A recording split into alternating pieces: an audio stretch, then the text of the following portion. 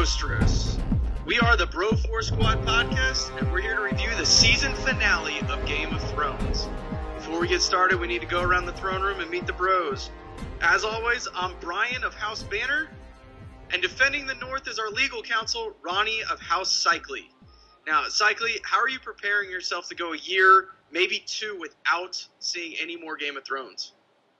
Yeah, no, I'm just going to I'm going to lock myself in a room and sit in a corner and just wait it out. Fair enough. And next is our Hand of the King, newcomer to the pod, David, also of House Banner. Now, Brother Banner,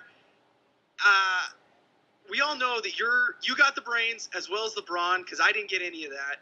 So, welcome to the show, and how are you holding up? Because we know you live, eat, and breathe Game of Thrones. How are you holding up with this season finale? Yeah, thank you guys for having me. I loved it. I'm pretty excited to talk about this with you guys. It was an excellent episode at the end of what was a remarkable season. Sorry, I had to get a sip of beer there. I was parched. You guys, is everybody? No, never. Not on the days that end in Y. As you guys know, we grade all of our Game of Thrones episodes on several criteria, first of which is cast. David, we're going to throw it to you. Who stood out to you, either good, bad, or neither, in the cast? Yeah, so I actually really liked Rory McCann in this one. I know his part wasn't one of the biggest ones, but the scene with him walking up to his brother, Gregor, and just kind of letting him have it and letting him know what was coming for him, the kind of foreshadowing they did there for something that a lot of the book readers and stuff have been interested in, they refer to as Clegane Bowl. I think it was foreshadowing this battle between the two brothers, and I thought Rory did just a fantastic job. I agree. I think that I cannot wait for them to just throw down. I think it's going to be fantastic. Cycly, who you got in cast this week? You know, I'm going to go with Cersei. I think she kind of goes. She's always a little underrated because she has such a vicious character. But something that you know when you're a good actress is when every time she's on the screen, you just feel like you hate her, and that means she's doing her job well.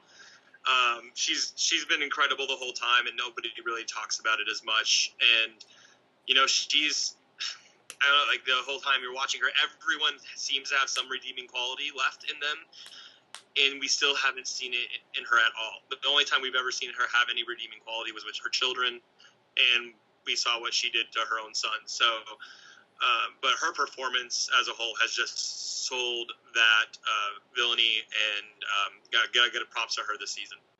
Yeah, I think that she does a great job of just bringing out this being sinister without being sinister, if that makes any sense. I think she does a real good job with that. I'm going to go with Tyrion. I think that he kind of stole the show back in this episode. This season, I felt like he's taken a little bit of a back seat, kind of playing you can't do that, you shouldn't do this, blah, blah, blah.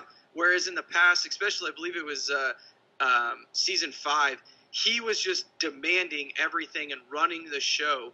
And I feel like he kind of lost his edge in this season.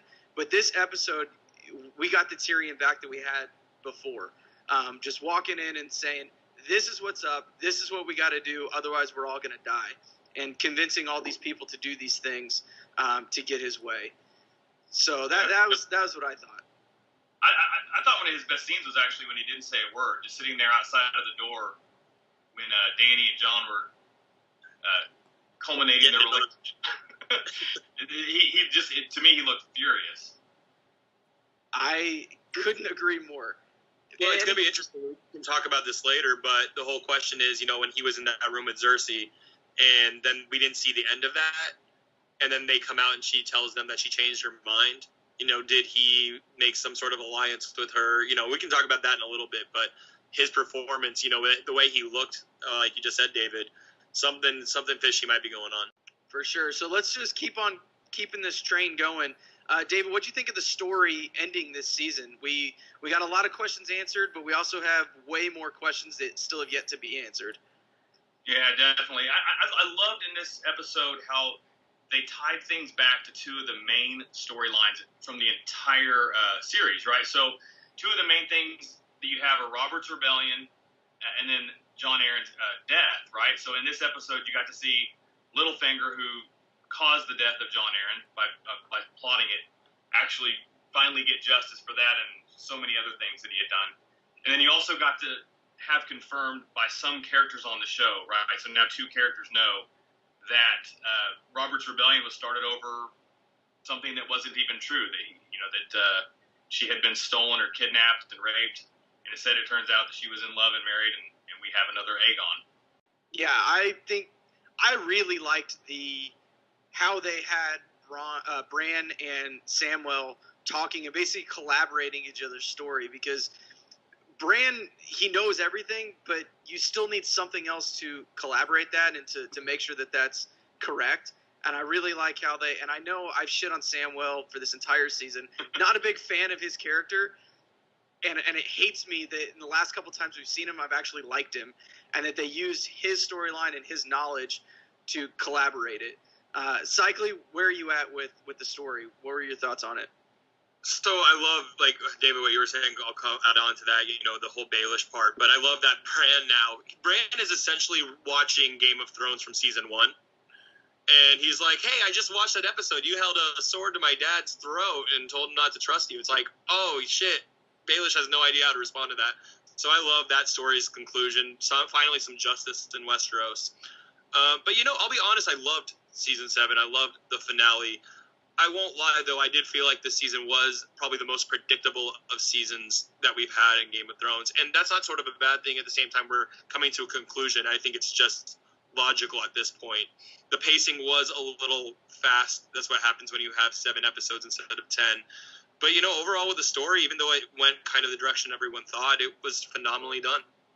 Yeah, it's interesting you said Bran is watching Game of Thrones. I think a lot of people think that while Bran is watching it, maybe Samuel's actually the one writing it. So, yeah, I love that. Very, very interesting. I think that's you alluded to it there for a second, Cycly, is that a lot of it is predictable. I think a lot of it is predictable is because the show is so polarizing and so many people like it. You have all these people thinking together and kind of piggybacking off of each other's ideas.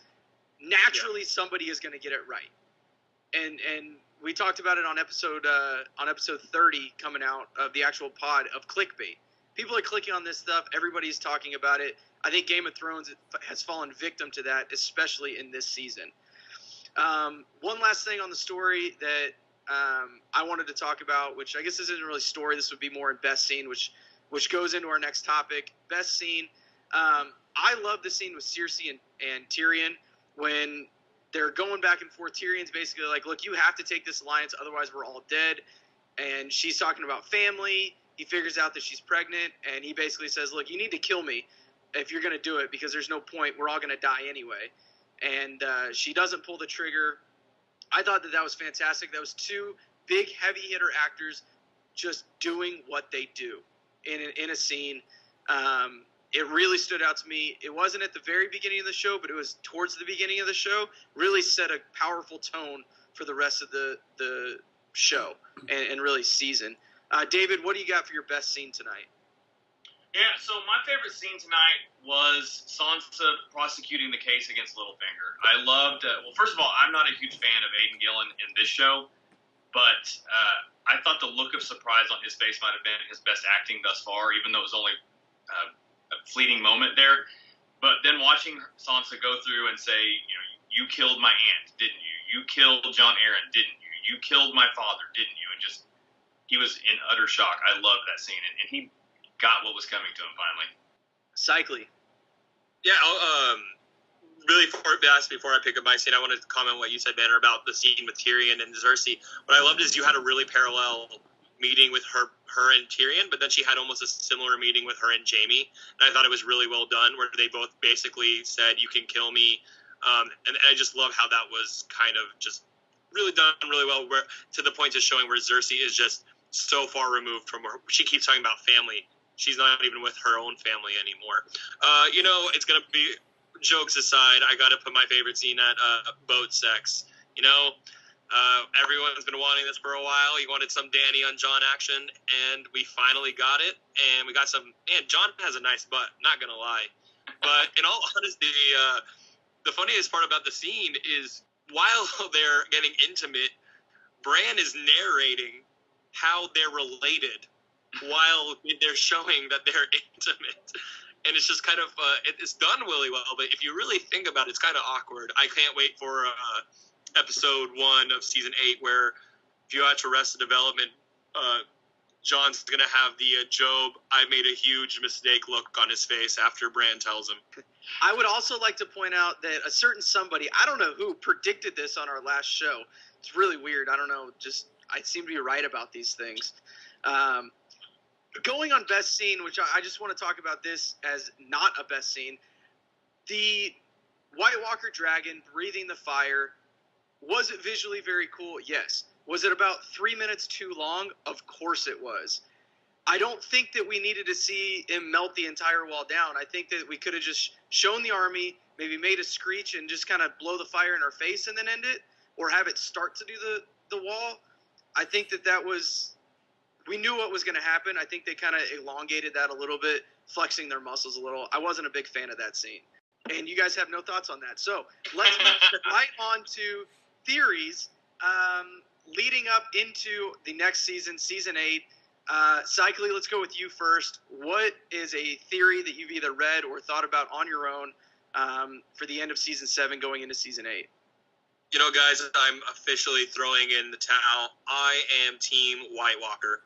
And I want them, and I'm hoping this happens, that they just wreck everything and tear over Westeros and take over. You know what? It's better for the country of Westeros. Look what Westeros is like without the Night King. People are starving. They have horrible kings and queens. They're all killing each other. No one cares about the peasants. You know what's great about the Night King? Everyone's equal. He treats them all well. They're all part of a team. No one goes hungry in his troops. He's going to take over. And you know what? Winter's never going to be a problem because everyone's going to they love living in the snow, so no one has to worry about having blankets and warmth. I'm just looking forward to the Night King taking over and finally bringing peace to Westeros. You're an idiot. David, go. Yeah, so here's what I want to see. I want to see Jon Snow somehow find a way, or I guess a.k.a. Aegon Targaryen now, to ride an ice dragon. I think that would be maybe one of the coolest scenes ever. In addition to that, I think we're going to lose one of the two major characters. There have been a lot of reports that George R. R. Martin has said that this is going to be a bittersweet ending, and I think that one way or another we're going to lose either Jon Snow or Daenerys Targaryen, probably Dany. I think it's going to be the other way. I think that Daenerys is going to kill Jon Snow. Oh, you think she'll kill him? Wow. I think she's going to kill him, like actually kill him. Kill him. Not like an accident or he dies. I think that, why? Because he is now the rightful heir to the throne, correct? Yes, he is. Okay. First child of the firstborn son. Daenerys, for how many years now, has said or thought she is the rightful heir to the throne. Because of the Baratheon stuff, blah, blah, blah. Her brother died. Now she is the heir to the throne. So she's been fighting this whole time saying, it's my birthright, it's my birthright. Well, now all of a sudden you have this guy who's lived his entire life not wanting the spotlight, not wanting any of that, and was raised as a bastard child. She is going to be jealous. We've already seen her be jealous and a little bit, and when she doesn't get her way, she forces her way on other people here, especially in this season. I think that once she finds out that Jon Snow is a Targaryen, the rightful heir, she's going to kill him, that making her the rightful heir, and go, look, see, told you. Yeah, I think they're going to get married. And they're going to rule as king and queen. She doesn't need to kill him. He doesn't want to be in charge as much as she does, so he'll let her do all the rule making. Yeah, I think it's actually going to go the exact opposite. I think he's going to have to kill her. There's this legend in the mythos of this about the magical sword that will end it all, and I think that he's going to have to kill her to bring, I think it's Lightbringer, back to life. The prince that was promised was said that he would have a sword called Lightbringer, and the first time that it came about through some prince killing his spouse. So I think that's what's going to happen. Do we think Tyrion could kill one of them? I think Tyrion kills Cersei, or Jaime kills Cersei. No, Jaime's killing. Jaime kills Cersei. I want that, but he's going to kill one of them. I think Tyrion. At the end of the day, it really doesn't matter who kills Cersei. As long as she dies, I think everybody's going to be happy, right? I thought that was really interesting. They had one incestuous relationship ending as another one was beginning. Yeah. I love the whole perspective. Season 1, incest, gross. Season 7, incest, yeah! It's come a long way. Awesome. All right, guys. Our time here is almost done. But first, we have fan questions from the fans. And our question today comes from Rad1 at Rad_1 on Twitter. And they asked, what are the chances we'll see a Walker version of characters that have died in the next season? For example, Hodor. David, what do you think the chances of us seeing a White Walker Hodor or another character that has passed away? Yeah, I think there's probably a pretty good chance of that, especially now that they're past the wall. So anyone who was there at the wall that day, I guess, is suspect, right? They could definitely be a White Walker now. And as they progress through the North, there's going to be more and more characters that we've run into that will not be alive anymore. Cycly. Yeah, I'm gonna agree. I think 100% we're gonna see at least one or two major characters come back or they're obviously not gonna know what they are, but in white version of them. So also I got to give a shout out really quickly to another fan who responded on Twitter.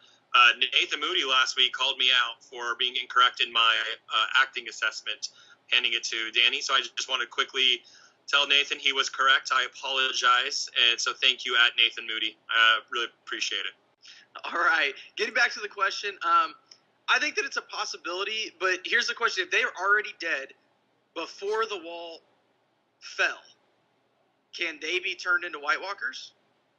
So, like, if, for example, Peter Baelish, can he be turned into a White Walker if he died before the wall fell? Yeah, I think that's why they have to burn the bodies. Any dead body is potentially white. What do you think, David?